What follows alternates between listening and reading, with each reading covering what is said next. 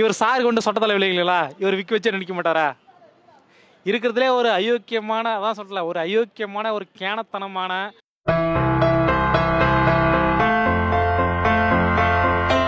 SIC நல்லா மதிச்சிருக்காரு. அவங்க sofa அவங்களோட அம்மாவை நல்லா மதிச்சிருக்காரு. மதிச்சு பாண்டி பஜார் பஸ் ஸ்டாண்டில் போயிட்டு அவங்க அப்பாவை இருக்காருல அவரை படுக்க விட்டுருக்காரு.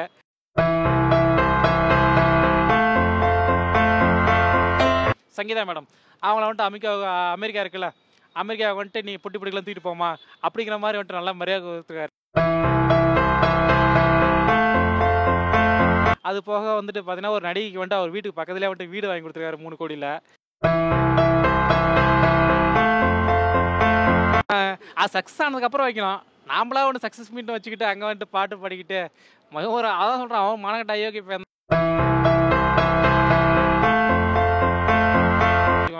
அவனா நம்பர் 1 கேடுகிட்ட அயோக்கிய பையன். அவனுக்குலாம் வந்துட்டு அவ்வளோ ஒர்த்தே கிடையாது. தலைவருக்கிற மாதம் அவனுக்கு கிடையவே கிடையாது.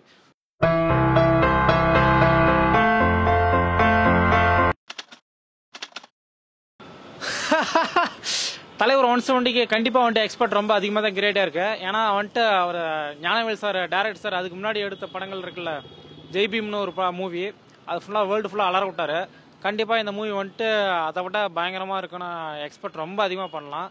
அது இல்லாமல் வந்துட்டு தலைவருக்கு வேறு இதில் வந்து போலீஸ் கேரக்டர், ஏற்கனவே ஜெயிலரில் வந்துட்டு பார்த்தீங்கன்னா ஜெயிலர் கேரக்டர் பண்ணிட்டு இருந்தாரு.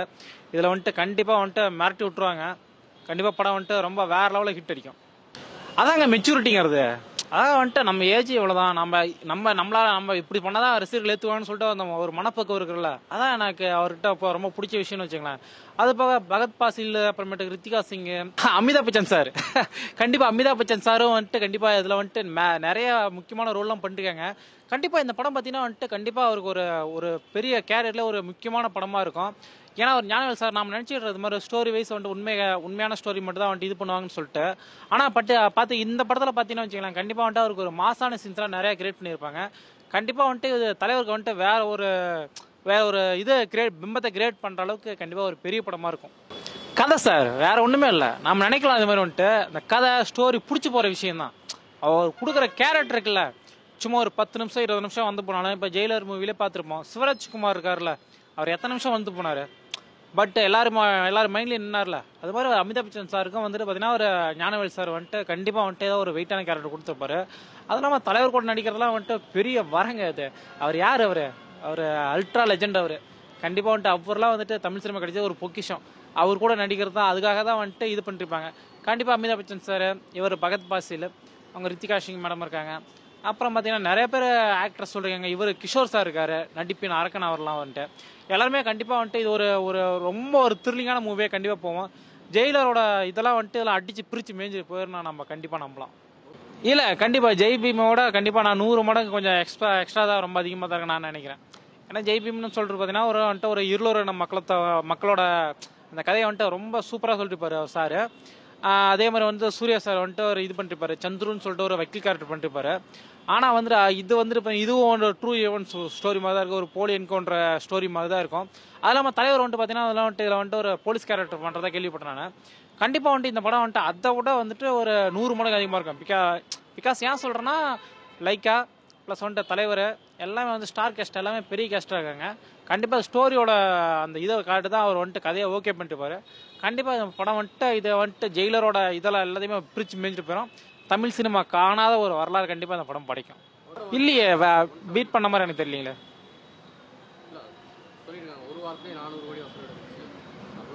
இல்லை மொத்த வசூல் கூட இன்னும் பீட் பண்ணலாம் தான் நான் கேள்விப்பட்டேன். இல்லை எனக்கு தெரிஞ்சு அப்படி தான் நினைக்கிறேன். லியோ ஹிட்டுன்னே நான் சொல்ல மாட்டேன், அது அட்டர் ஃப்ளாப் படம் தான் எல்லாமே சொல்கிறாங்க. ஒரு 2 நாளாக 3 நாள் தான் போச்சு. அதுக்கப்புறமேட்டுக்குலாம் அதெல்லாம் ஒன்றும் கிடையாது, அட்டர் ஃப்ளாப் படம் தான். எவன் என்ன சொன்னாலும் சரி, ஓப்பனாகவே சொல்கிறேன். ஜெயிலர் அளவுக்கு லியோ ஹிட்டு கிடையாது. கண்டிப்பாக பீட் பண்ணலையே. கண்டிப்பாக தலைவர் தான், ரஜினிகாந்த் தான். இல்லை அவங்க யார் என்ன சொன்னாலும் சரி, ஓப்பனாகவே நான் சொல்கிறேன். இது மாதிரி வந்துட்டு இன்ன வரைக்குமே படம் தமிழ் சினிமாவில் கிங்க் யார், வசூல் பண்ண யாருன்னா ரஜினி சார் தான். அதை நான் ஏற்கனவே ஆல்ரெடி ஒரு வீடியோவில் பேசியிருப்பேன். அவர் கிட்ட கூட நெருங்கிறதுக்கு ஒருத்தவங்களும் கிடையாது. அது சும்மா இவனுக்கு வேணுமா பெருமைக்கு வந்து இது அடிச்சுக்கலாம், தண்டா அடிச்சுக்கலாம். வேணுமா இவனுக்கு வேணுமா வந்துட்டு நான் அங்கே போயிட்டேன் இங்கே போயிட்டேன்னு வந்துட்டு சூடு சோறுனா வெக்கமான இருக்கவன் எவனும் அது மாதிரி சொல்ல மாட்டான். பீல விடுவானுங்க. அதான் என்ன சொல்கிறது, இவனெலாம் பொருளை கிளப்புறவனுங்க. இவனுங்களாம் அந்த ஒர்த்து கிடையாதுங்க. அவங்களாம் சும்மா வந்துட்டு பேர் கொண்டு தளபதி அப்படி பண்ணு போட்டுட்டு பில்டப் போடுறவன் அவன் இவன் எப்படி சொல்கிறதுன்னு வச்சுக்குவேன், அவனால் நம்பர் ஒன் கேடுகட்ட அயோக்கிய பையன். அவனுக்குலாம் வந்துட்டு அவ்வளோ ஒர்த்தே கிடையாது. தலைவர் இருக்கிற மாதம் அவனுக்கு கிடையவே கிடையாது. சும்மா எல்லாம் மட்டும் இந்த காசு கொடுத்து இது பண்ணிட்டு இருப்பானுங்க. காசு கொடுத்து விளம்பரம் பண்ணுறாங்க. இப்போ சொல்லப்போனால் வந்துட்டு யாருன்னா சிவகார்த்திகேயன் பண்ணிட்டு இருக்கான் தெரியுங்களா? சிவகார்த்திகேயன் அவனோட நம்பர் ஒன் அயோக்கிய பையன். அவன் பண்ணுறாங்களா அதே மாதிரி அவன் வந்து விளம்பரம் பண்ணிட்டு இருக்கான். இவனை பார்த்து அவங்க பிடிச்சான். அது சக்ஸஸ் ஆனதுக்கப்புறம் வைக்கணும். நாமளா ஒன்று சக்ஸஸ் மீட் வச்சுக்கிட்டு அங்கே வந்துட்டு பாட்டு பாடிக்கிட்டு ஒரு அதான் சொல்கிறான், அவன் மானகட்ட அயோக்கிய பையன் தான் அவன் சத்தியமாக சொல்ல போனான். ஏன்னா வந்துட்டு தளபதி பற்றி பேசுறது கிடையவே கிடையாது. சரிங்களா? அஜித் சார் வந்துட்டு விஜய் பற்றி பேசுறது கிடையாது.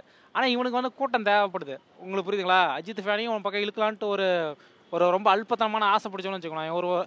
எனக்கு தெரிஞ்சு வந்துட்டு தமிழ் சினிமாவிலே வந்துட்டு ரொம்ப மோசமான அயோக்கிய பையாருன்னா வந்துட்டு விஜய் தான் நான் சொல்லுவேன். பிஞ்ச செருப்பால் தான் அவன் அடிக்கிறோம். அதை வந்துட்டு தலைவர் வந்து பெருந்தன்மையோட விட்டு போயிடுவார். ஆனால் அவரோட ஃபேன்ஸ்லாம் நாங்கள் விட மாட்டோம் கண்டிப்பாக வந்துட்டு. என்ன கண்ணில் மாட்ட மாட்டேறாங்க கண்டிப்பாக ஓப்பனாகவே சொல்கிறேன் வந்துட்டு. அவனுக்குன்னு வந்துட்டு 4 பேர் வந்துட்டு பல்லக்கு தூக்கத்துக்கு இருக்கானுங்க.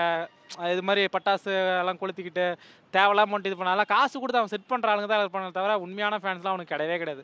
சும்மா வந்துட்டு எல்லாம் ஆல்ட்ரு பண்ணுறது தான் அவன். ஏன்னா ஓப்பனாகவே சொல்கிறேன், தமிழ் சினிமாவில் தமிழ்நாட்டிலே வந்துட்டு அகற்றப்பட வேண்டிய ஒரு கொடூரமான வந்துட்டு ஒரு சாக்கடை யாருன்னு சொல்ல போனால் விஜய் தான் நான் சொல்லுவேன். அவனுக்கு வேறு வேலை இல்லைங்க, ஏதாவது பேசிகிட்டே இருப்பானுங்க. நான் தான் சொல்கிறேன்ல, ஒருத்தரை ஃபாலோ பண்ணி பின்னாடி வரலாம். உங்களுக்கு புரியுதுங்களா? அவர் பீட் பண்ணி வந்துட்டு ஏன் இவனை பற்றி வேணா யோக்கியமான ஆளாக அவன் வந்துட்டு பாபா மூவி வந்துச்சு, பாபா மூவி ஃப்ளாப் ஆனதுக்கே வந்துட்டு வந்து சீக்கிரட்டாக பார்ட்டி கொடுத்தவன் யார்? விஜய். தலைவர்னு சொல்லிட்டு வெளியே சொல்லிக்கிட்டு உள்ளுக்குள்ளே வந்துட்டு விஷ கிருமி அவன். ஓப்பனாகவே சொல்கிறேன் வச்சுக்கலாம். அவனுக்குலாம் வந்துட்டு இண்டஸ்ட்ரியில் மரியாதை கிடையாது. நாம் நினைக்கிறதா அது மாதிரி வந்துட்டு அவனுக்குலாம் இண்டஸ்ட்ரியில் மரியாதை கிடையவே கிடையாது. எனக்கு தெரிஞ்சு இருக்கிறதுலே ரொம்ப மோசமான ஒரு விஷக்கிருமி யாருன்னா விஜய் தான் நான் சொல்லுவேன். விஜய்க்கு ஃபேன்ஸ் இருக்காங்களா? இவர் சார் கொண்டு சொட்ட தலை விளையாங்களா? இவர் விற்க வச்சு நினைக்க மாட்டாரா? இருக்கிறதுலே ஒரு அயோக்கியமான, அதான் சொல்லல, ஒரு அயோக்கியமான ஒரு கேனத்தனமான ஒரு அறிவே இல்லாத ஒரு கேரக்டர் யாருன்னா விஜய் தான் தமிழ் சினிமாவில். இல்லை, அவர் வந்துட்டு நிறைய டெத்து இதுக்கெல்லாம் போகும்போது வந்துட்டு கிளிப் போட்டிருந்தாரு. உள்ள சொட்டெல்லாம் நல்லாவே தெரிஞ்சுது. நான் வேணுமா வந்துட்டு ஃபோட்டோ கூட நான் எடுத்து தரேன், நான் வந்துட்டு எடுத்து தரேன். அவன் சும்மா மேடைக்கு முன்னாடி மட்டும் அது மாதிரி பேசுவாங்க. உண்மையிலேயே பார்த்தீங்கன்னு வச்சுக்கோங்க, ஃபேன்ஸுன்னு நம்ம ஃபேன்ஸு ஒரு 4 பேர் போய் நின்னோம்னு வச்சுக்கலாம், என்ன தெரியுமா சொல்லுவான்? வண்டானில் டார்ச்சர் பண்ணுறதுங்க, தேவையா பசங்க, பாடு பசங்க, அப்படி பேசுகிற கேரக்டர் தான். ஆனால் இவங்களுக்கு தெரியாது, ஏன்னா அந்தளவுக்கு வீடியோ எதுவும் லீக் பண்ணல, அதனால் அப்படி தெரியாது. அவன் எனக்கு தெரிஞ்சு ரொம்ப அயோக்கியமான ஒரு மோசமான கேரக்டர் அவன். அவர் பிள்ளைக்காப்பைங்க. அவன் 93 94 வந்துட்டு அவனோட நிலைமை என்னன்னு எல்லாருக்குமே தெரியும். அவன் நினச்சிட்டு இருக்கான், அதாவது வந்து வரலாறுன்னு இருக்குல்ல, வரலாறு வந்துட்டு எல்லாம் மறந்துட்டாங்க அப்படின்னு நினச்சிட்டு இருக்கான் ஆள். வந்துட்டு அவனோட ஃபர்ஸ்ட்லேருந்து வந்தது போனது எல்லாமே தெரியும். சரிங்களா? கோவப்படாதீங்க, இவன் கோவப்பட்டதே கிடையாதா? இவன் கோவப்பட்டு யாருமே பார்த்ததே கிடையாதா? ஷூட்டிங் ஸ்பாட்டில் என்னன்னாலே இது பண்ணால் சேட்டை பண்ணால் கில்லி ஷூட்டிங்கிலிருந்து திருமலை ஷூட்டிங்கிலிருந்து அந்த ஷூட்டிங் ஸ்பாட்டில் என்னென்ன பண்ணாங்கன்னு சொல்லிட்டு எல்லாருமே டெக்னீஷியன்ஸ் இருந்து எல்லாருமே வந்துட்டு இன்ன வரைக்கும் சொல்கிறதுக்கு இங்கே ஆள் இருக்குது. இதே வடபழனிலையும் சரி சாலிகிராமத்தையும் சொல்கிறதுக்கு ஆள் இருக்குது. அதான் சொல்லலாம், நம்பர் 1 அயோக்கிப்பாங்க அவன். அதெல்லாம் வந்துட்டு நம்ம நினைக்கலாம். அது மாதிரி வந்துட்டு முன்னாடி சிரித்து பேசுகிறவங்களாம் வந்துட்டு நல்லா அப்போ நான் நினைப்போம். கண்டிப்பாக அவன் பின்னாடி ஃபேன்ஸ் சுற்றுறவன் எல்லாமே முட்டா பசங்க தான். அவன் பின்னாடி போனவன் ஒருத்தவங்களும் உருப்படுதே கிடையாது. இது வரைக்குமே ரஜினி ஃபேன் சொல்லி வந்தவன் எல்லாருமே வந்துட்டு தமிழ் சினிமாவும் சரி வாழ்க்கையிலும் சரி உருப்பிட்டுருக்கான். விஜய் ஃபேன் சொல்லி வந்தவன் ஒருத்தவங்களும் உருப்பட்டதே கிடையாது. ஓப்பனாகவே சொல்கிறேன், ஒருத்தவங்களும் உருப்பட்டதே கிடையாது. எல்லாமே அழிஞ்சு தான் போயிருக்கான். நல்லா மதிச்சிட்டார்ல, இவர் நல்லா மதிக்கிறாருல, அதனால் வந்துட்டு என்ன பண்ணுறது? எஸ்ஐசி நல்லா மதிச்சிருக்காரு, அவங்க சோபா அவங்களோட அம்மாவை நல்லா மதிச்சிருக்காரு. மதிச்சு பாண்டி பஜார் பஸ் ஸ்டாண்டில் போய்ட்டு அவங்க அப்பாவை இருக்கார்ல அவரை படுக்க விட்ருக்காரு. அவங்க அம்மாவுக்கு தனியாக வந்துட்டு வீடு வாங்கி கொடுத்துருக்காரு. நல்ல மரியாதை கொடுத்துருக்காரு. அது போக வந்துட்டு அவங்க ஒய்ஃப் இருக்காங்கல்ல சங்கீதா மேடம், அவங்கள வந்துட்டு அமெரிக்கா இருக்குல்ல, அமெரிக்கா வந்துட்டு நீ பொட்டி பிடிக்கலாம் தூக்கிட்டு போமா அப்படிங்கிற மாதிரி வந்துட்டு நல்லா மரியாதை கொடுத்துருக்காரு. அவங்க பசங்க பொண்ணுங்களாம் இவரை ரொம்ப நல்லா மதிக்கிறாங்க. அது போக வந்துட்டு பார்த்தீங்கன்னா ஒரு நடிகைக்கு வந்துட்டு அவர் வீட்டுக்கு பக்கத்துலேயே வந்துட்டு வீடு வாங்கி கொடுத்துருக்காரு 3 கோடியில். உங்களுக்கு புரியுதுங்களா? அப்பயே நமக்கு தெரிஞ்சுக்க வேண்டியதானே அவரோட மரியாதைகள் என்னன்ட்டு. தமிழ் சினிமாவோட கிங்க்னு பார்த்தீங்கன்னா எனக்கு தெரிஞ்ச கதை தான் நான் சொல்லுவேன். ஃபஸ்ட்டு வந்து ஸ்டோரி மட்டும்தான். ஸ்டோரிக்கு அப்புறமேட்டுக்கு எனக்கு பிடிச்சதெல்லாம் பார்த்தீங்கன்னா வந்துட்டு இவர் ரஜினி சாரை பிடிக்கும். ரஜினி சாருக்கு அப்புறமேட்டுக்கு பார்த்தீங்கன்னா எனக்கு வந்துட்டு ஒரு ரஞ்சித் இருக்கார்ல, அவர் எனக்கு ரொம்ப பிடிக்கும். கண்டிப்பாக நான் அவரோட கம்யூனிட்டி கிடையாது. எனக்கு அந்த ஸ்டோரி வைஸ் எனக்கு அவர் செலக்ட் பண்ணுற விஷயங்கள் எல்லாமே ரொம்ப பிடிக்கும். ரஞ்சித்துக்கு அப்புறமேட்டுக்கு பார்த்தீங்கன்னா மாரி செல்வராஜ் எனக்கு ரொம்ப பிடிக்கும்.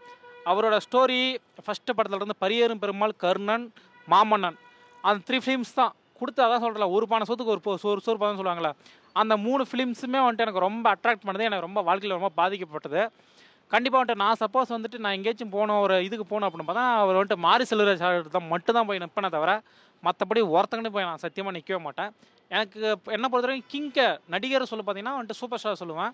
ஒரு டேரக்ஷனில் பிடிக்கிறதுனால ரஞ்சித், மாரி செல்வராஜ் இவங்களோட தான் போய் நிற்பேன் நான் கண்டிப்பாக.